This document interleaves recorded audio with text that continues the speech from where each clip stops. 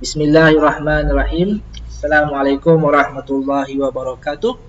Baik, murid-murid kelas 4 Ibnu Sina. Hari ini kita akan belajar satu tajuk yang sangat penting yang kita perlu imani, yakin dan percaya sepenuh hati. Iaitu kita akan tengok dahulu. Sebelum itu saya akan sertakan buku teks untuk tajuk ini. Baik, sebelum itu kita lihat dulu gambar ni. Ini gambar apa murid-murid? Seperti berada di pusat sains negara. Pusat sains negara. Ada model matahari, planet-planet dan sebagainya. Ada model robotik, ada model kapal terbang dan sebagainya. Baik, mari kita lihat soalan yang disediakan. Bagaimana kamu membuktikan keimanan kepada Allah Al-Azim dan Al-Hamid? Bagaimanakah kamu membuktikan keimanan kepada Allah Al-Azim dan Al-Hamid?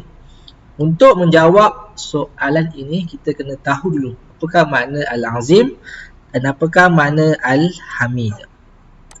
Okey, baik. Tajuk kita ialah Agung dan mulianya Tuhanku. Mari kita lihat buku teks yang seterusnya. Teliti dan faham maksud Al-Azim. Al-Azim berarti Maha Agung. Al-Azim Maha Agung. Okey. Al-Azim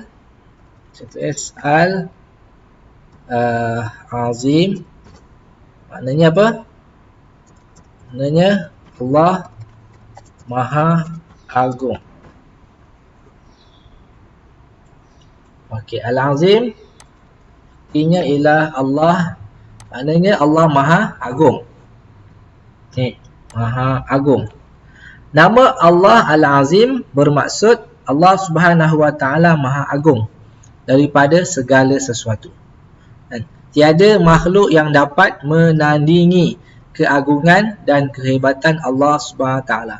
Tidak ada mana-mana makhluk, sama ada makhluk jin ke, makhluk manusia ke, makhluk malaikat ke, makhluk tumbuh-tumbuhan ke, makhluk haiwan ke, apa-apa makhluk tak dapat nak mengatasi kehebatan Allah. Tak dapat nak melawan kehebatan Allah kerana Allah Subhanahu Wa Taala Maha Hebat yang tidak dapat ditandingi oleh mana-mana makhluk yang ada di dunia ini. Itu makna Al-Azim. Baik, kita lihat pula Al-Hamid. Maksud Al-Hamid. Al-Hamid berarti Maha Terpuji. Terpuji. Nama Allah Al-Hamid bermaksud Allah Subhanahu Taala Maha Terpuji. Telah melimpahkan segala kurniaan nikmat kepada makhluk dan sangat layak dipuji. Jadi Al-Azim Maha Agung dan Al-Hamid maknanya Maha Terpuji. Memang layak untuk Allah kita puji. Hanya Allah sahaja yang layak kita puji. Kita hebatkan, kita agungkan sebab Allah Subhanahu Taala Maha Hebat dan Allah Subhanahu Taala telah kurniakan kepada kita nikmat yang terlalu banyak.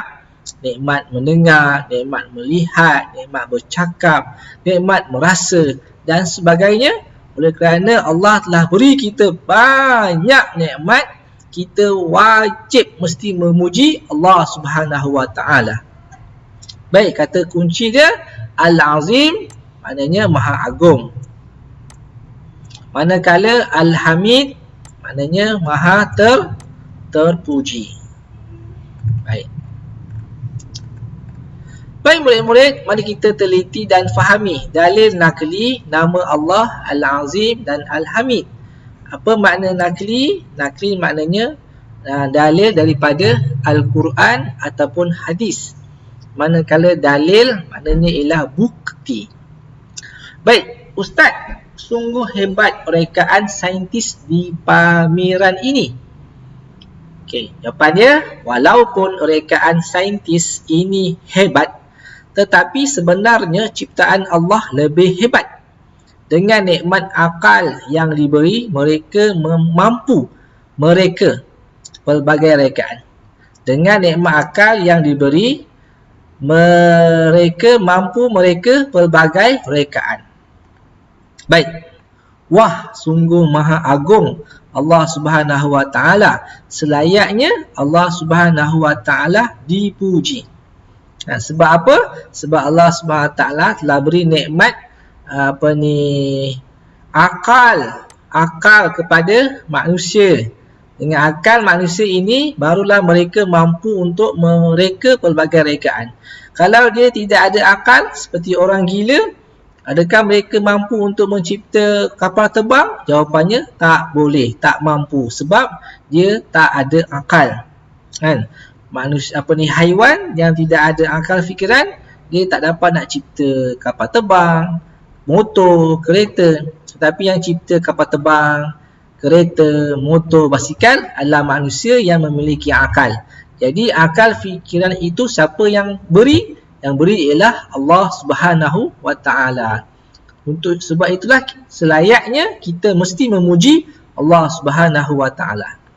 Baik, benar. Oleh itu setiap muslim wajib beriman dengan nama Allah Al-Azim dan Al-Hamid. Baik, apakah dalil nama Allah Al-Azim dan Al-Hamid? Baik, dalil nama Allah Al-Azim ialah firman Allah Subhanahu wa taala, A'udzubillahi minasyaitonirrajim wa huwal aliyyul azim. Surah Al-Baqarah, surah yang kedua, ayat 255. Maksudnya dia maha tinggi, maha agung. Dan dia maha tinggi, maha agung. Manakala dalil nama Allah Al-Hamid ialah firman Allah SWT, A'udzubillahi minasyaitonirrajim, innahu hamidum majid. Surah Hud, surah ke-11 ayat ke-73. Maksudnya sesungguhnya Allah maha terpuji lagi maha mulia. Baik, kepentingan. Apakah kepentingan kita ni beriman kepada nama Allah Al-Azim dan Al-Hamid? Kepentingan dia ialah yang pertama, sentiasa merasai keagungan Allah Subhanahu wa taala. Yang kedua, membentuk peribadi yang berakhlak mulia. Yang ketiga, memupuk sifat bersyukur dan berterima kasih. Yang keempat, berusaha membaiki diri supaya menjadi manusia mulia. Yang kelima, melazimi sikap merendah diri dan tidak sombong. Dan yang terakhir, selalu memuji Allah Subhanahu wa taala dengan menyebut Subhanallah dan zikir-zikir yang lain. Baik, ada tazkirah ni murid-murid. Mari kita baca. Mari amalkan. Rasulullah SAW bersabda yang bermaksud, ada dua kalimah yang ringan di lisan, namun berat di timbangan pahalanya.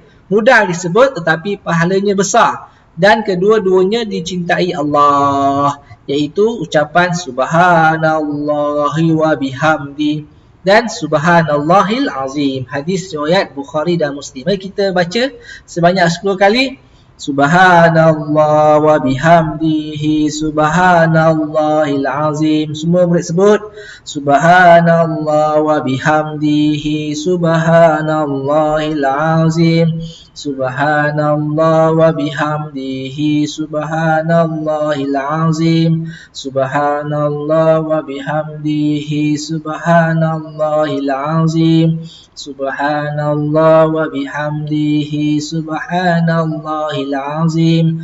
Subhanallah wa bihamdihi Subhanallahil azim. Subhanallah wa bihamdihi Subhanallahil azim. Subhanallah wa bihamdihi Subhanallahil azim. Subhanallah wa bihamdihi Subhanallahil azim. Subhanallah wa bihamdihi Subhanallahil azim.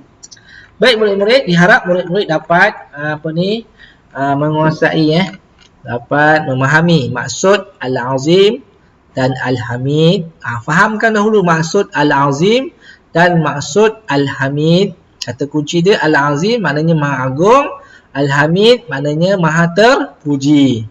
Kemudian murid-murid kena lihat apakah dalil dia, dalil Al-Azim dan Al-Hamid serta kepentingan. Okey, cukup setakat ini. Dan jangan lupa kita kena sentiasa merenung, menggunakan mata kita melihat ciptaan Allah, kehebatan Allah SWT. Pandang matahari, lihat akan kebesaran Allah SWT. Pandang langit, lihat akan kebesaran Allah SWT. Hatta pandang kapal terbang pun kita kena lihat kebesaran Allah SWT. Kita bukan lihat kapal terbang, oh hebatnya kapal terbang tu, tidak. Oh hebatnya Allah, kerana Allah beri akal kepada mereka kapal terbang. Dengan akal yang Allah berikan tu, barulah mereka mampu untuk mencipta kapal terbang. Sekiranya Allah tidak memberi akal kepada mereka, maka mereka pun takkan mampu untuk mencipta kapal terbang. Jadi untuk itu, kita pun kena menggunakan akal fikiran yang Allah telah berikan dengan membuat apa-apa perkara yang bermanfaat, yang berteknologi, yang kita dapat gunakan sebagai tanda bukti kehebatan Allah Subhanahu Wa Taala. Ustaz akan beri link latih tubi. Harap murid-murid dapat jawab soalan latih tubi itu pada link yang Ustaz telah berikan. Sekian saja. Assalamualaikum warahmatullahi wabarakatuh.